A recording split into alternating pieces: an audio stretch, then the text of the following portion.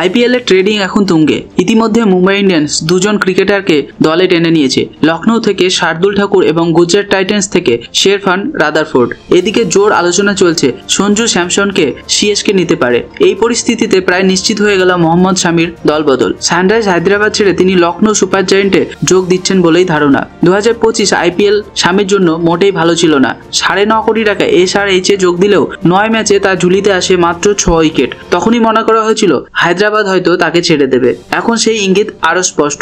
লখনৌ তাদের সোশ্যাল মিডিয়ায় শামিকে নিয়ে একটি ইঙ্গিতপূর্ণ পোস্ট করে। 2023 বিশ্বকাপে একানা স্টেডিয়ামে শামির করা একটি দুর্দান্ত বলের স্ক্রিনশট শেয়ার করে এলএসজি ক্যাপশনে লেখে, কোনো কারণ ছাড়া একানার মুহূর্তটা মনে পড়ছে। আনুষ্ঠানিক ঘোষণা না এলেও দর্শকদের মতে এই পোস্ট স্পষ্টই শামির এলএসজিতে যোগদানের সংকেত। 13 নভেম্বর এলএসজি আরেকটি পোস্ট দেয়, যেখানে সঞ্জীব গোয়েঙ্কা, ঋষভ পান্ত সহ দলের নেতৃত্ব রিটেনশন পরিকল্পনা নিয়ে আলোচনা করছেন। এরপরই শার্দুল ঠাকুরকে ছেড়ে দেওয়ার খবর জানানো হয়। 2 কোটি টাকায় তিনি যোগ দেন মুম্বাই ইন্ডিয়ান্সে। শার্দুলের জায়গা পূরণ করতে শামিকেই দলে নেবে লখনৌ, এমনটাই জল্পনা। এখন অপেক্ষা শুধু আনুষ্ঠানিক ঘোষণার।